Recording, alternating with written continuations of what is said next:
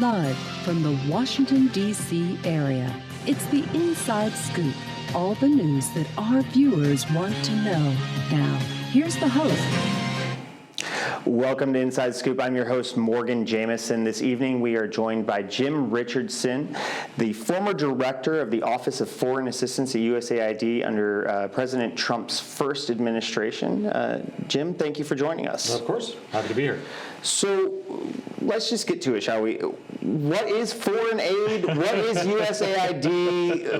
What are these acronyms that have been floating around? There's a lot of questions that still persist after we heard of the initial gutting and closures and all the fun things going on. So give us some background. Yeah.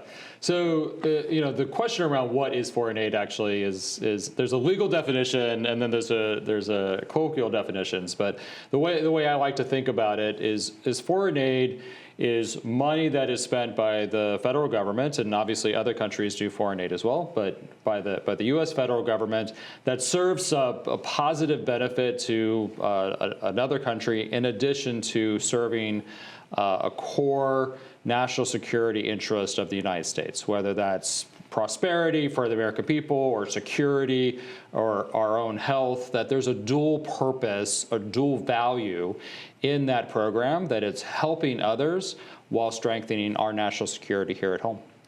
So, and let me continue down that thought. There are generally four sort of big buckets of foreign assistance that we think about, and often people think, oh, you're digging wells in the desert, and yeah, that's part of it. But it's generally for sort of four basic big categories that are generally about the same amount that Congress historically has appropriated. Security assistance, which, helping countries, militaries become more professional, become better allies, those types of things. Humanitarian assistance, big disaster hits, we send people over to help dig folks out of collapsed buildings or provide refugee services to people who have been displaced. Global health, essentially saving people's lives, whether that's PEPFAR with HIV/AIDS or malaria, trying to stop disease overseas so it doesn't come to the United States. And then sort of what they consider general development. So you got education, environment, energy, economic development, these types of sort of big buckets. Foreign assistance is implemented by 27 different agencies in the United States. Some of those agencies may or may not exist anymore. It's unclear as to exactly some of the legal sort of wranglings going on in Washington. But the biggest bucket of that had been USAID, which programs somewhere in the $30 to $40 billion range, depending on the year.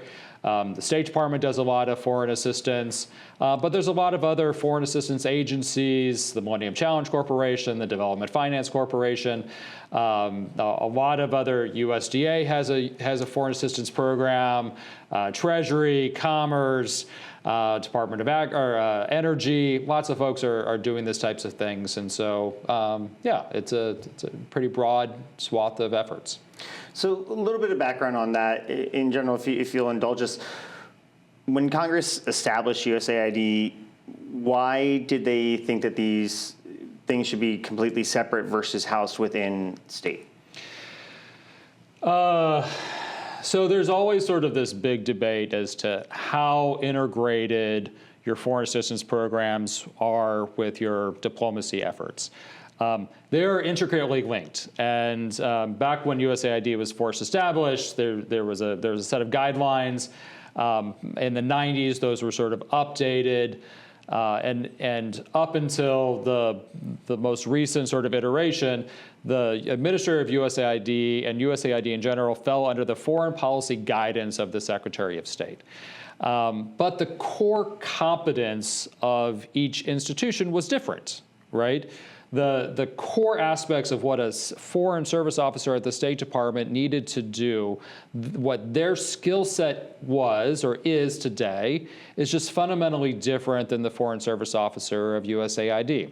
right? One is focused on writing cables and the diplomacy side of the equation and doing these types of negotiations that are really critical to our national security interest.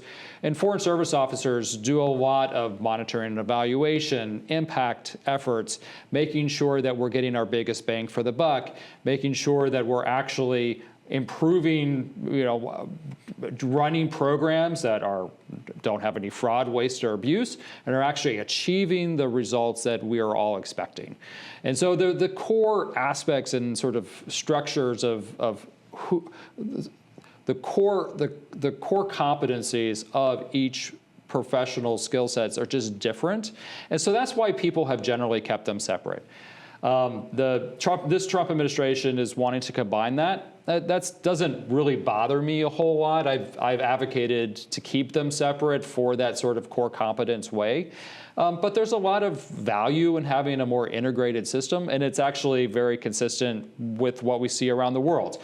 Nearly every country has gone to this model of a more integrated foreign assistance and foreign policy apparatus.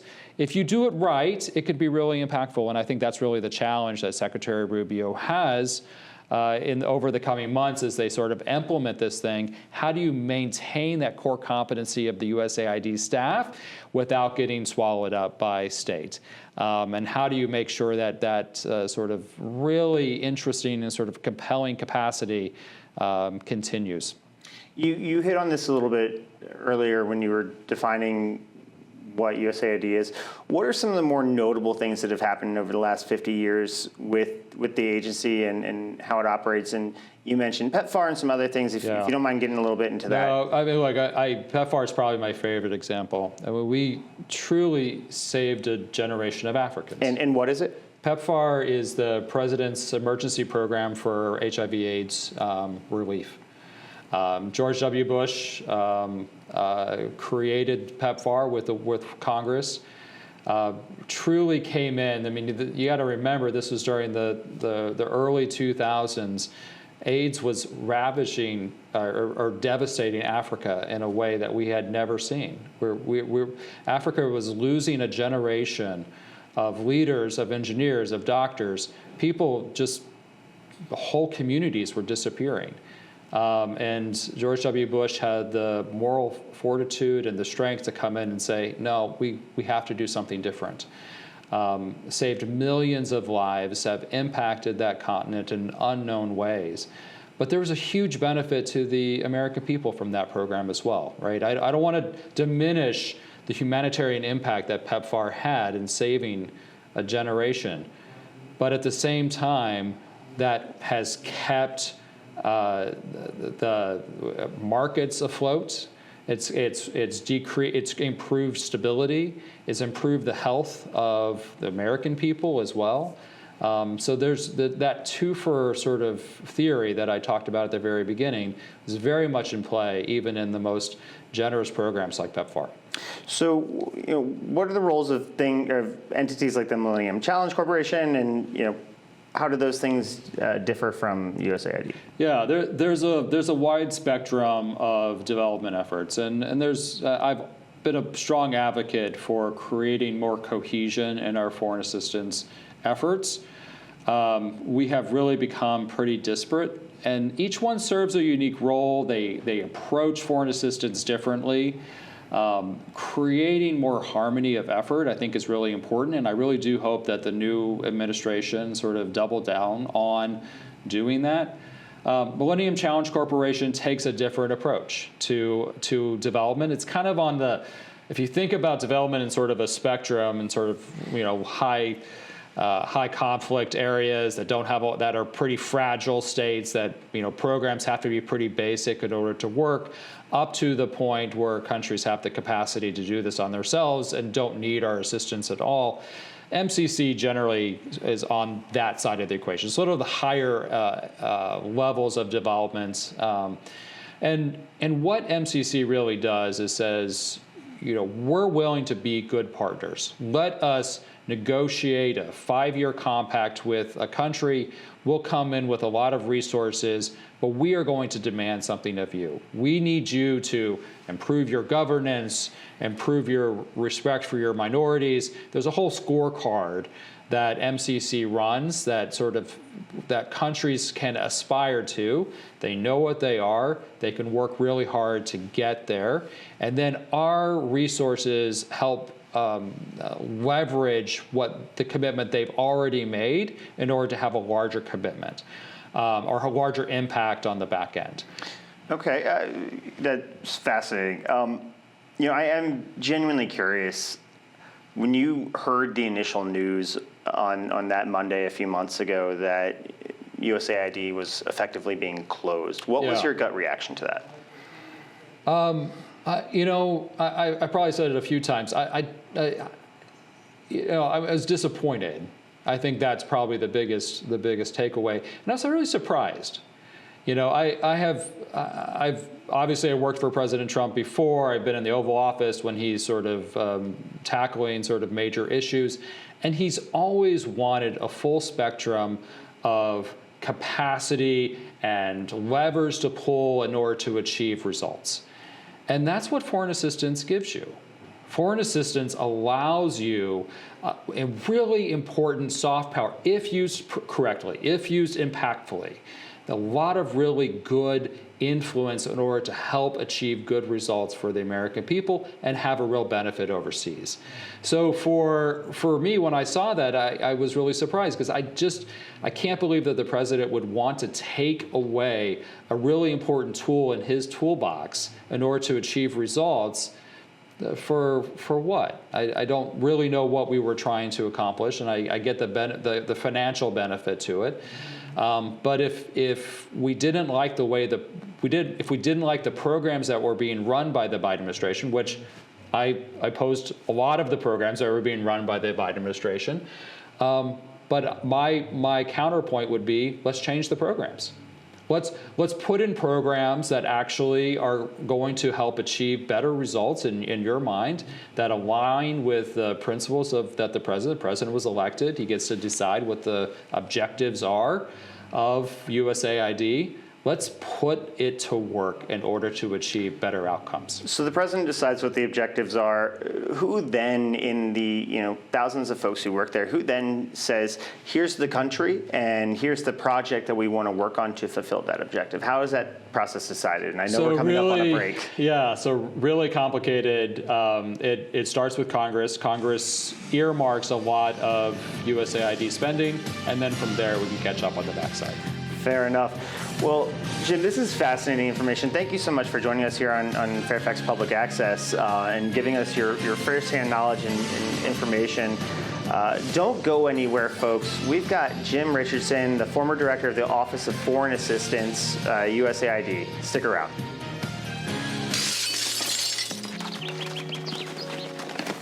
Nice going, Spencer. I can't believe we broke Old Man Hennessy's window. Correction, dude. You broke. I just threw the ball. This is really bad. What are we gonna do? We? Go to the door, ask for the ball back. Are you serious? It's my ball, Myrtleback. You're so dead. I'd run away. Yeah, to Uruguay. Kiss your life goodbye. Sorry. Let's go. See you, dude. See ya. Remember me and your well. Nice one. Some friends you are.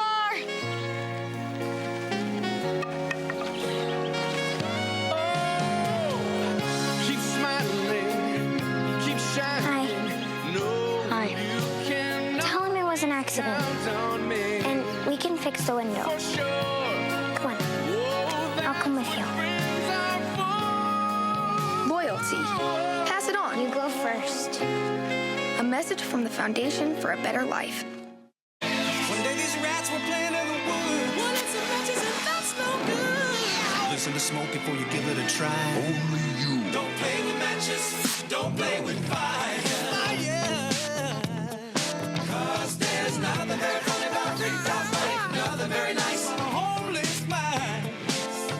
So if a gorgeous force is what you desire, don't play with matches, don't play with fire. Yeah. Only you can prevent wildfires. Fire.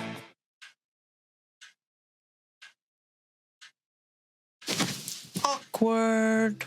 I'm the awkward silence. You try to avoid me, then there I am again. But an awkward silence can be a great thing. Like Kelly here is about to demonstrate. You haven't really been yourself lately. Are you okay? Find out how you can help a friend with their mental health at seizetheawkward.org. We're back to the Inside Scoop. Here again, your host. Welcome back to Inside Scoop. I'm your host, Morgan Jameson. We are still joined by Jim Richardson, former Director of Office of Foreign Assistance with USAID. I always say it after the first break, they didn't run away. So Jim, thanks for not running. Let's kind of wrap up that question as we were going out. Who picks the programs, where to invest, how to invest, what we're doing? You know, does somebody say, hey, we're going to go to this country and we're going to stop the production of opium by telling somebody they're not going to do it? Or who comes up with these ideas and how do we decide? Yeah, so it's a complicated formula. A lot of it is legacy, right? So you essentially run 5-year programs. There's multi-year money. It gets really complicated really fast. But the easiest way to explain it is Congress provides the resources.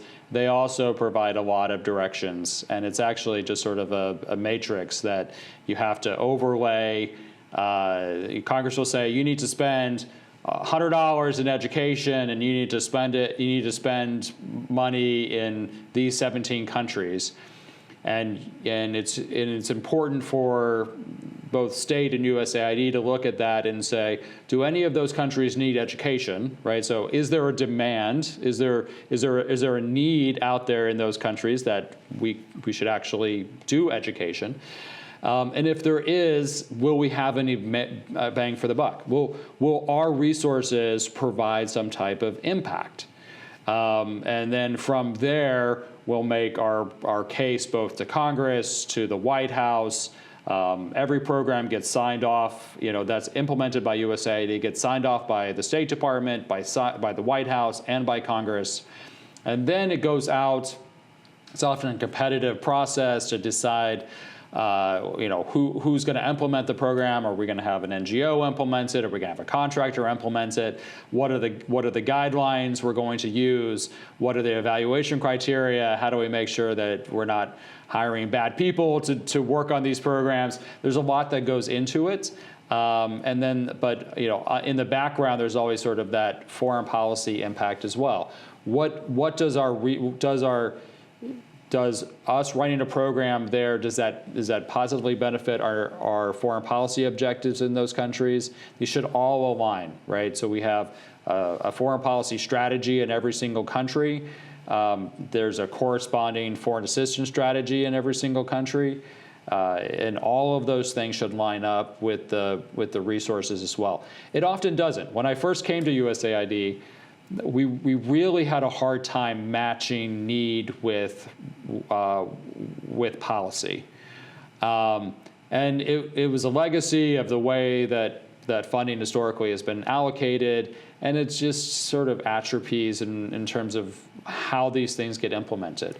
And so we really spent a lot of time in the first Trump administration evaluating what are the movers, what are the real challenges to a country to move up the development spectrum, right? It's really frustrating to be in a country for 50 years and not see any progress. And far too often, we just sort of accept that as, well, that's just life. That's just tough. So that leads me to my next question. What does USAID do to ensure programs are effective and the taxpayers' dollars are being spent wisely? Yeah. So there's two pieces to this. I mean, one is sort of basic waste, fraud, and abuse, which is, you have to have people out there making sure that the programs are what they said they were going to be. They're being implemented correctly. We're hitting all the benchmarks, right? There's a metrics that's being achieved and those types of things. And so there's those types of evaluations. They're really important. USAID historically has had just much better monitoring evaluation standards than state, and I've worked at both places. I worked at USAID and I've worked at the State Department. USAID is just better at that type of work.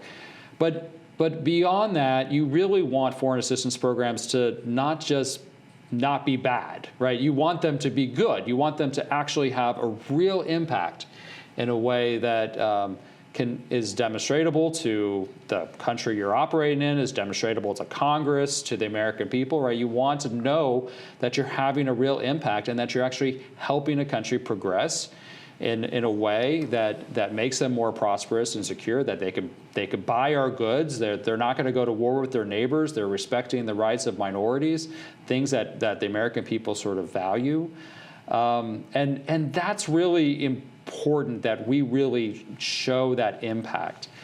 That impact evaluation is really hard, and for lots of reasons that get very technical very quick. But that you're running a small program in a small village, how do you know that you're really having an impact on a community, on a region, on a country, right? How do you really measure whether your program is contributing to a positive influence? And so, but there are ways to do this. We're getting better at it, and I think we can eventually get there, but it does take a lot of effort to make sure you're using the right modality approach, you're picking the right programs, you're picking the right implementers, and that you're demanding the results that everyone is expecting. So how has USAID shifted to working with the private sector and privatization of some of these programs? And is it ever a sense of you were doing a program that is now being managed or otherwise done with either a private entity or a private contractor? How did some of those voids get filled? Yeah, so working with the private sector is a really important part, and everyone sort of sees it a little bit differently. And I actually implemented the first private sector engagement strategy at USAID when I was there leading the reorganization of the agency. Historically, when people in the development world thought about engaging the private sector, they thought about give me money, right? I am doing good things.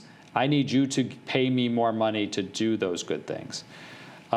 We tried to flip that on its head. We really wanted the private sector to be sending the demand signals about where can impact be generated and where can government have a larger role to play in terms of making that impact. So think about the private sector is interested in building a large port in a country that is strategically important. Maybe they have critical minerals. They want to export to the United States. Well, you can use foreign assistance to help do road development through the DFC or MCC, making sure that you have the right infrastructure. You do job training to make sure that the port has competent people. You work in the government space in order to make sure that that the host government is negotiating contracts correctly, make sure that their predatory loans are not coming from China, evaluating debt and those types of things. So you're really sort of understanding what are the tools that the federal government can have to have a positive influence here, but you do it in a way that you're respectful of where the private sector is going and how we can have a leveraging impact, right? The private sector the government shouldn't be building that port. It's a commercial enterprise. It's an important economic driver, both in the United States, hopefully, and in the host country we're working in.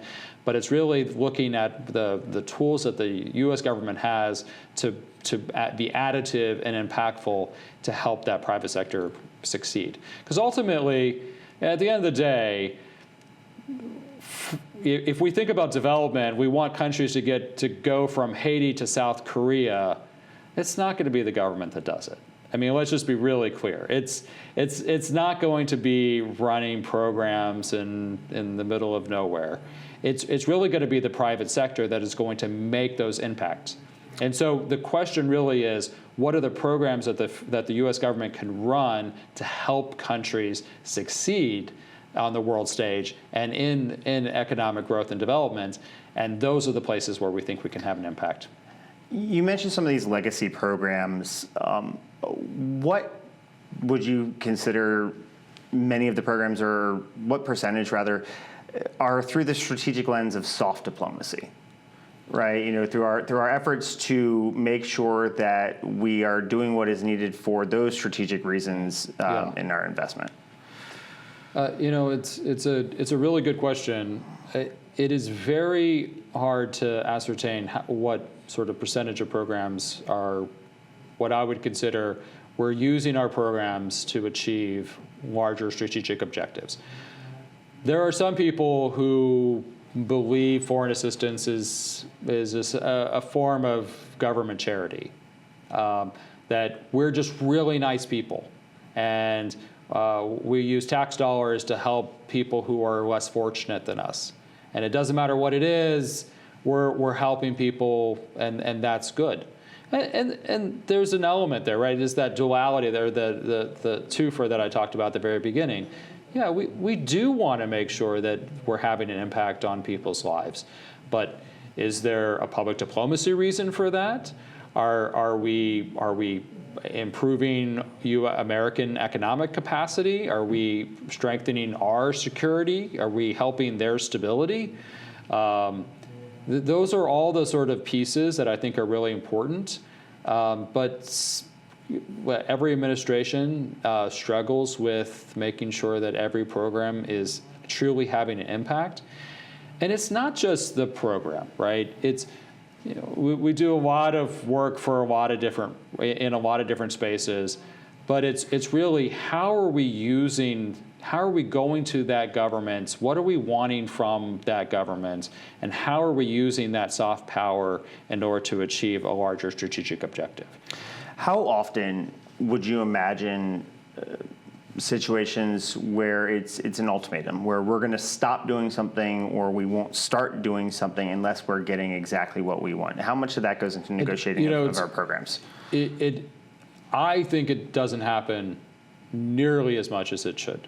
I don't think it happened hardly at all. I mean, most of these conversations, we're often running programs in countries where the country may or may not be very interested in that particular program.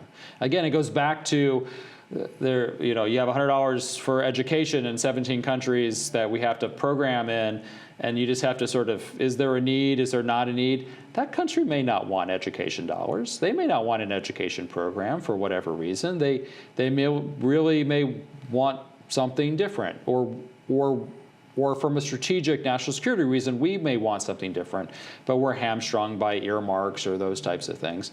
But I think there's such an opportunity if we were truly to be strategic about how we use our foreign assistance and understand there are so many amazing charities in the United States that do a really amazing work around the world that is just different than what foreign assistance really does. And for us to understand those two differences and then move forward appropriately, then we can have true impact. I think this is all fascinating. Jim, thank you for sticking with us. We'll be right back here in just a few moments, folks. This is a fascinating topic on USAID, what we're doing to invest, brought to you here live on Inside Scoop.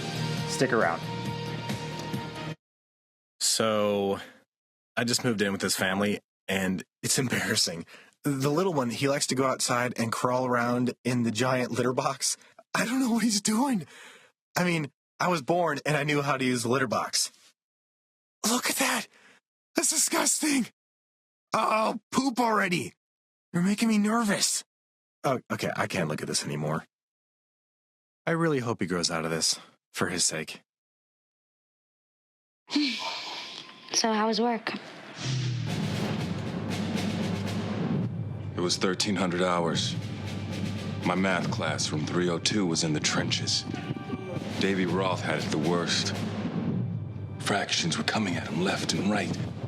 He just didn't get the damn things.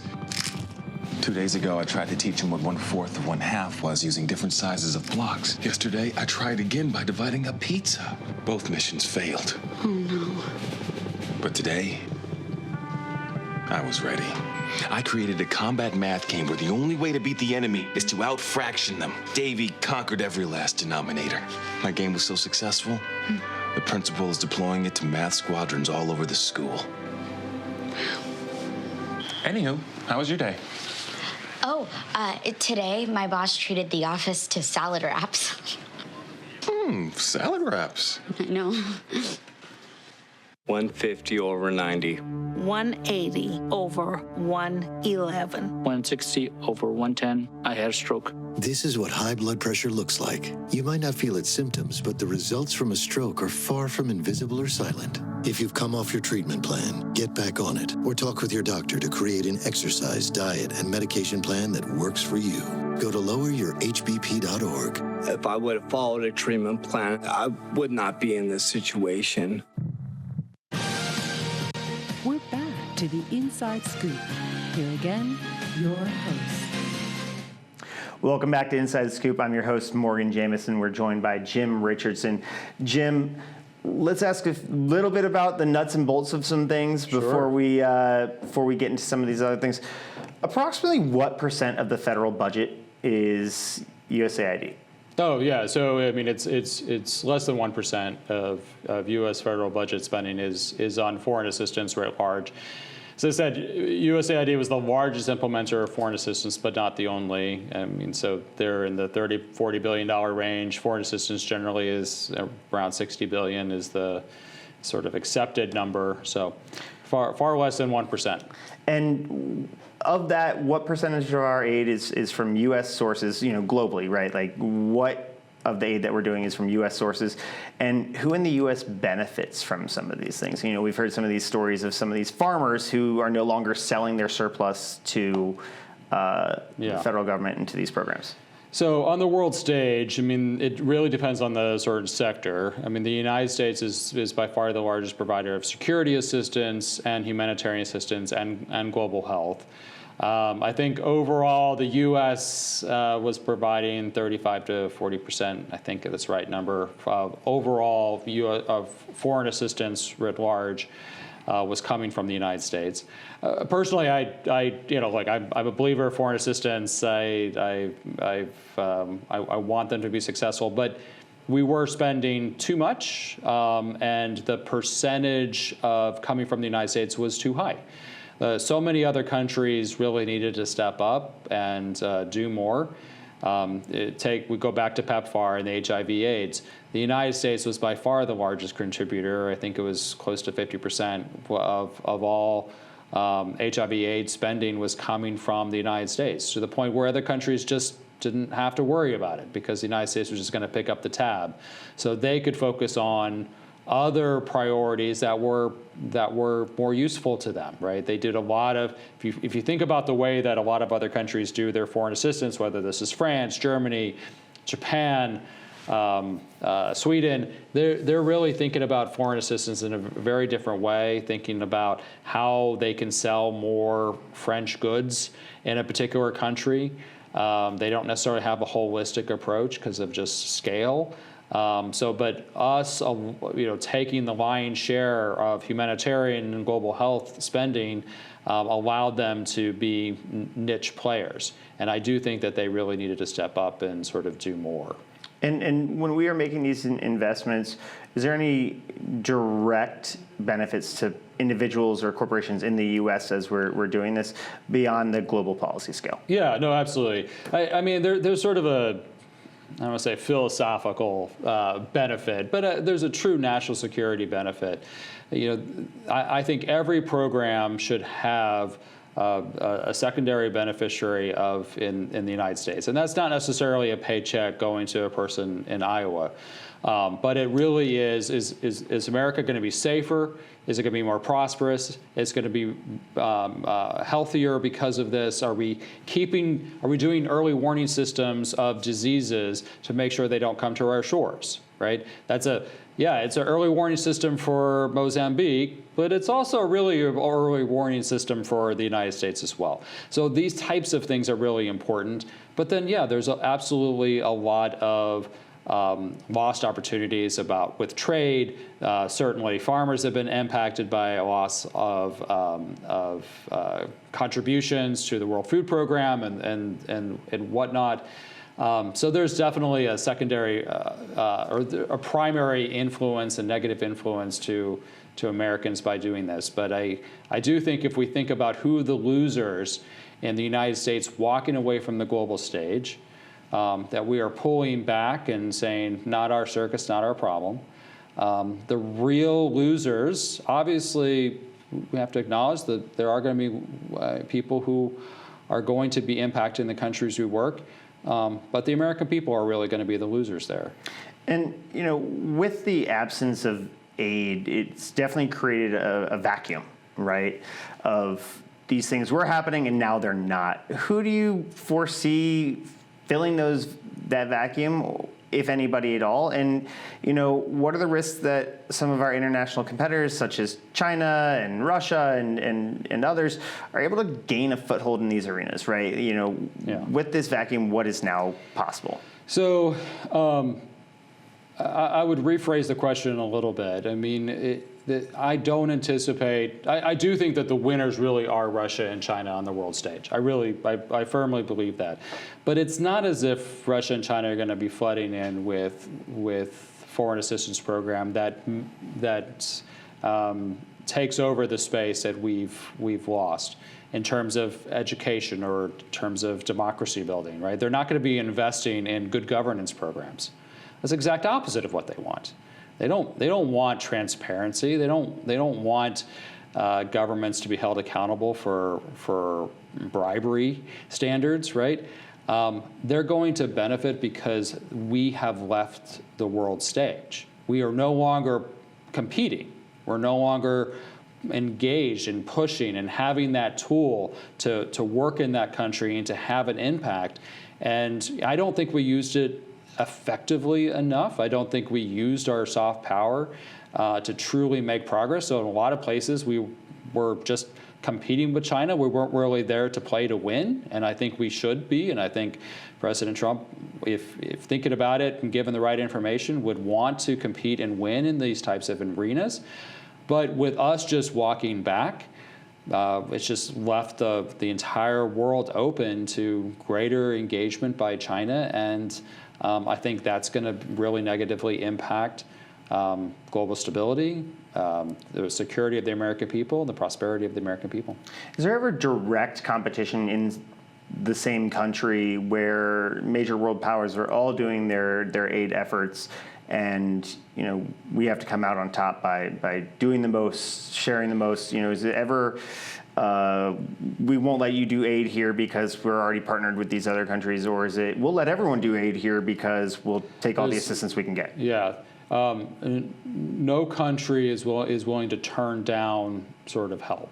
So if a country is looking for international partners in that sense, then they're going to be willing to have all of them. Most countries value, and I've been there, right? I've had these conversations with the Ethiopians or the Kenyans or the folks in Laos. They value the way that the United States approaches it, trying to be better partners with these countries, trying to be respectful of what these countries are trying to accomplish. We're not putting more debt onto these countries. We're not trying to steal their resources.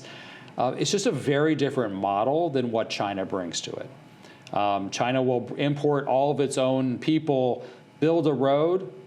A road is valuable. These countries want a road.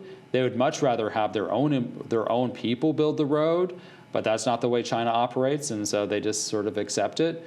Often there's a cost to the country for that road. They end up going into debt, and then the road's not done very well, and so the maintenance costs are high, and it just creates strain on the government.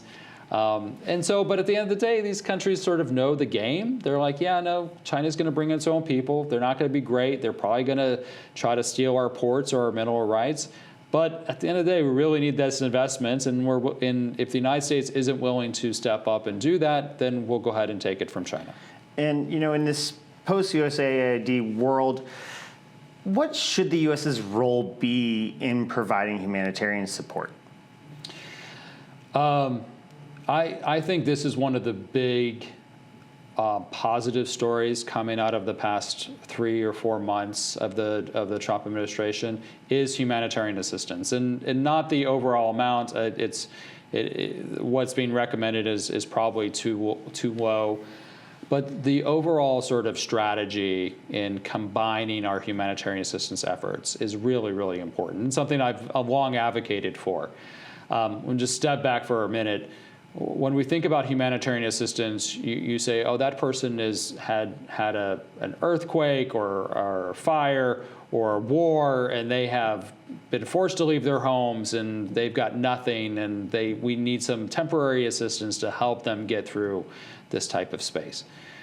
You would think that's a logical way of approaching it. And the way that the federal government has approached it for far too long is, has that person left their home country, or have they not left their home country? And if they have not left their home country, then that's USAID's responsibility. And if they have left their home country, then that is the State Department's responsibility. That sort of artificial, these people don't know what boundary they have crossed. They're just trying to flee to better space and to get away from a war or a famine or something. And often these camps, these refugee and internally displaced people camps can be a couple miles apart. And for the United States to think about that differently does not put the human first. And I think that's a really important win in this new approach that the Trump administration is taking, is they're combining these efforts and merging these efforts into a more unified approach. We have yet to see what the details look like. Both the State Department and USAID use very different business models when approaching humanitarian assistance, and so hopefully they adopt the USAID business model, which takes a pretty aggressive approach towards using nonprofits and leveraging existing donor assistance from in charities and those types of things, versus the State Department often uses the UN system. But we'll see. But us blurring the line between IDPs and refugees is really important and really helps provide a much more unified and efficient way of providing humanitarian assistance. So going back real quick to the previous question, if we're trying to build and develop a country and put in that strategic port for whatever reason, now one of our foreign adversaries could effectively seize that opportunity from us. A project has stopped, they look at it and say, we can finish this, and now it's going to benefit them, right? Sure. Which then also goes into our ability to provide humanitarian aid, right? If we don't have the access to the port to do things or get into that region. So it really is just, kind of a full circle thing for all these projects that we have effectively stopped in their tracks, right? Like, how does that impact? What's going to happen to some of these projects that are just empty sites? Yeah, we really don't know. And that's I think the hardest question, because when I reorganized USAID under the first Trump administration, I took a good 9 to 12 months really developing a plan, working with host governments, working with our own employees, trying to come up with a system that makes sense. This administration has truncated the timeline pretty significantly. Jim, this is all fascinating stuff. You're really getting into it on a level that many of our viewers haven't heard before. Stick around, folks. This is Inside Scoop. I'm your host, Morgan Jameson. We'll be right back.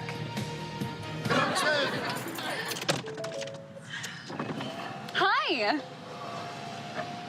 Hoping for a crisp breeze to help keep you alert. Oh, he took a sip of water too. That'll probably help. You were probably going to turn down the radio too, so you could focus, right? Probably okay isn't okay. Right? If you see a warning sign, stop and call a cab, a car, or a friend. I think the water line is what really drove it home. I blew on him.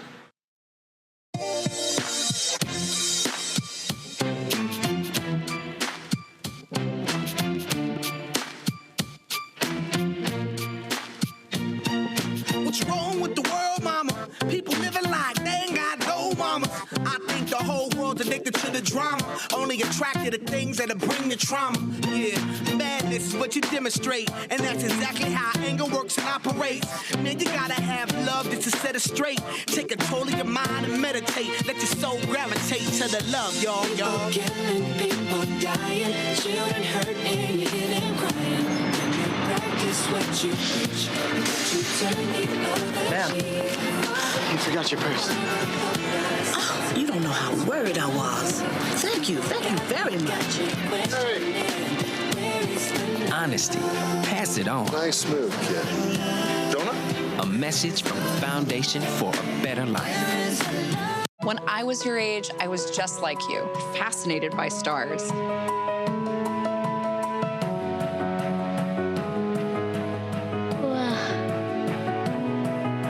But now I get to search for life in the universe. And who knows? Maybe life is looking for us too. So we're like aliens to them? Yeah. Does anyone want to be a scientist now? I do. Awesome. We need more girls in STEM. Maybe we can find aliens.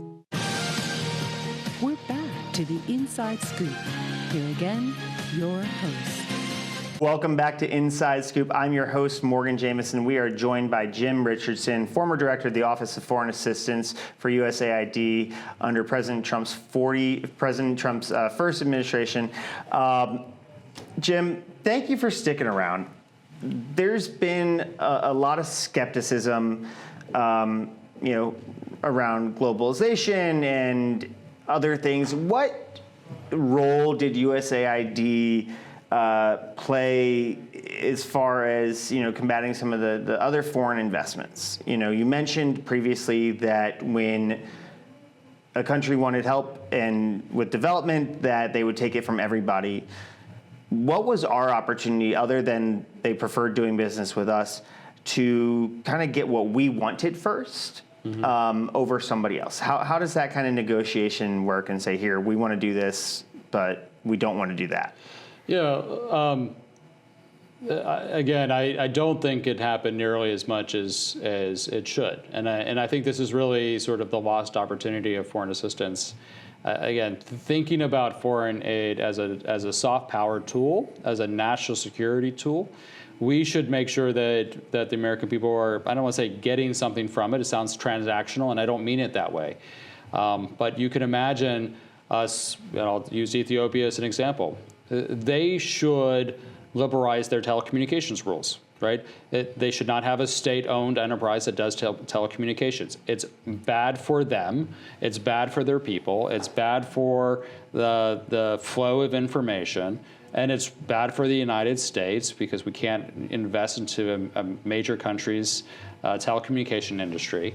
And they should liberalize that. And that should be a fine thing for us to push, or for greater transparency around the way that they write their laws, or some type of democratic principles or freedom of press. Like there's things that benefit the United States in less tangible ways, but are still really important if we're thinking about how do we maintain market access, how do we maintain stability in a countries that in a particular region.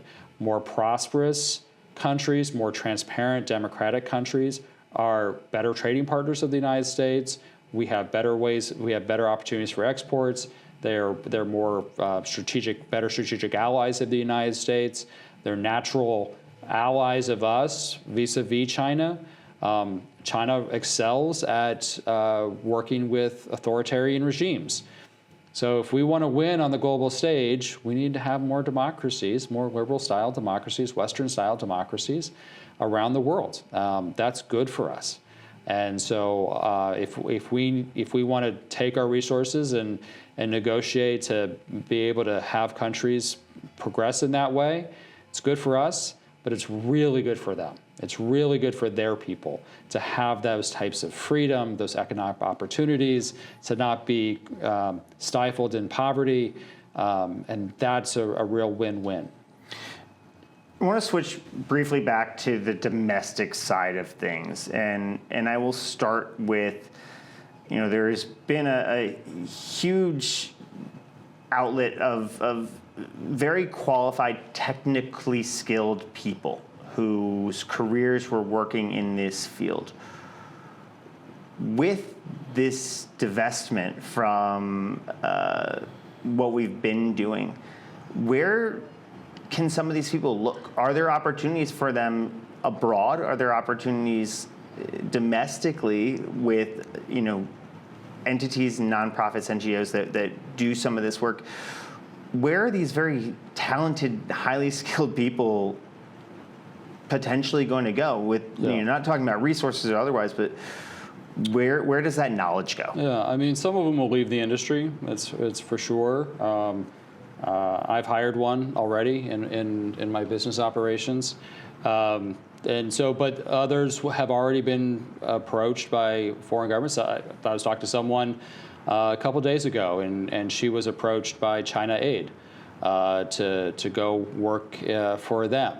Obviously, good patriotic American said no, but that's the poaching that will certainly happen as the United States sort of moves away from that effort. Some will go to the charitable realm. But it's really unclear. I think the other part of this isn't necessarily foregone conclusions, right? I mean, a lot of these conversations around how much spending the United States is really going to do, what type of sectors we're really going to be engaged in, this has always been the purview of Congress, right? This is the power of the purse. Congress has yet to sort of demonstrate what it really wants to do next. So we'll see how those negotiations with Congress really go. Some of these programs might be turned back on. I certainly suspect we'll be spending less money on foreign aid in 2 years than we were 2 years ago. But we'll see what that actual number looks like. And on the other part of the domestic side, just two things. One being, is there a mandate for the spending in these dollars to be sourced, right? For these things to be made in America, as it were, and that is how we're delivering it. And second question to that is, does less poverty overseas mean less economic migration to the United States, thus boosting our economy or other foreign economies? Yeah. So, Made in America principles do apply to foreign aid. I mean, it gets a little dicey. It depends on what type of product. But yeah, absolutely. Lots of products made in the United States were purchased and sourced and shipped overseas through foreign assistance. It had direct impact to factory workers all around the country. Absolutely. That happened. And so that's an important piece to that. Remind me of your second question. Second question is about economic migration. Does less impoverished people around the world, does that mean? There's definitely been several studies. I mean, there's an intuitive sort of knowledge of the wealthier a country gets, the less migration they're interested. There's just not as much interest in moving abroad if there's opportunities at home. That's good in two ways for a Republican administration. There's less illegal immigration, and so that's a win for what the president wants to do. And there's also greater market opportunities for our goods, right? We don't produce beach balls in the United States, right? I mean, that's low on the economic scale. We produce higher value products, complex products. We provide financial products to sort of more sophisticated electronics or automobiles. We need people to be pretty wealthy in order to purchase our goods, and we've seen this play out in some of the tariff conversations. But the wealthier countries can become, the more they're going to be wanting to purchase American goods. And not just the fact but it's not just the fact that they want to buy an automobile and they just happen to buy an American automobile. Some of these programs have created true public diplomacy wins where people seek out American goods, right? American culture. The Americans were there when they needed them, and they want to buy American because they love America.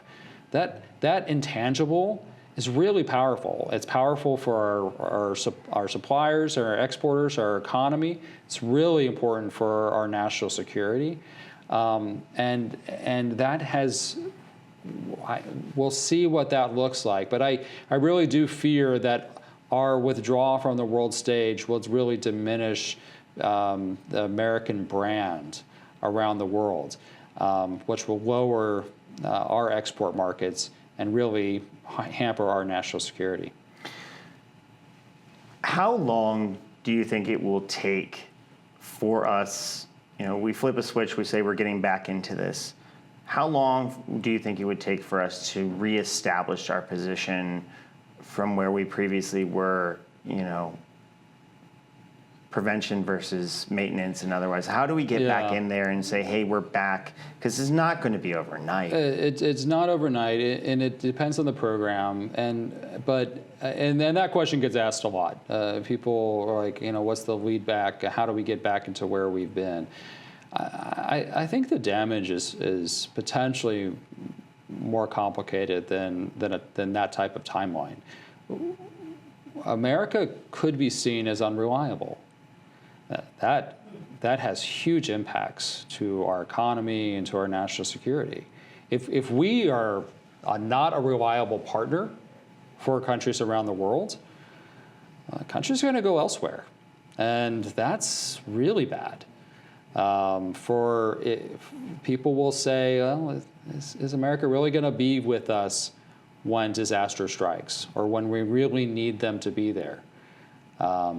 I hope we can rebuild that credibility.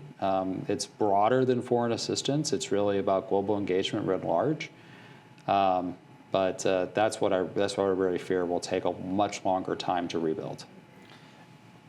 Is there work being done currently to reassure folks that we have relationships with that this might just be a temporary thing? I think Secretary Rubio has really done his best effort to try to draw a distinction between the foreign assistance and Americans' sort of reliability on the world stage. And if you hear our ambassadors, I just heard a quote from Pete Hoekstra, who's our ambassador to Canada, saying, hey, we have long-standing ties, we're shared values, we're going to be with you, and sort of saying what's happening in this little fight between the United States and Canada is sort of a blip. It's don't worry about that. It's really the long term. I don't know if the Canadians buy that yet. And so while our ambassadors and the Secretary of State have done a really great job trying to rebuild, or trying to reassure, I should say, the reliability of the United States, it's really going to be a question about how they feel about us, not about how we feel about them. If you were a betting man, what do you think the odds would be for us to get back into foreign investments of this kind in the next 12 months? Look, I mean, foreign assistance hasn't gone to zero, right? So we're still doing Development Finance Corporation is a fully funded. MCC seems to be unclear. So what's actually happening? USAID dramatically decreased, but we're still spending billions of dollars on foreign assistance. We will certainly, in 12 months, we will certainly be spending more than we are forecasted to spend today, but less than the Biden administration. Thank you, Jim. I appreciate your time here this evening. Thank you for joining us. Inside Scoop, I'm Morgan Jameson.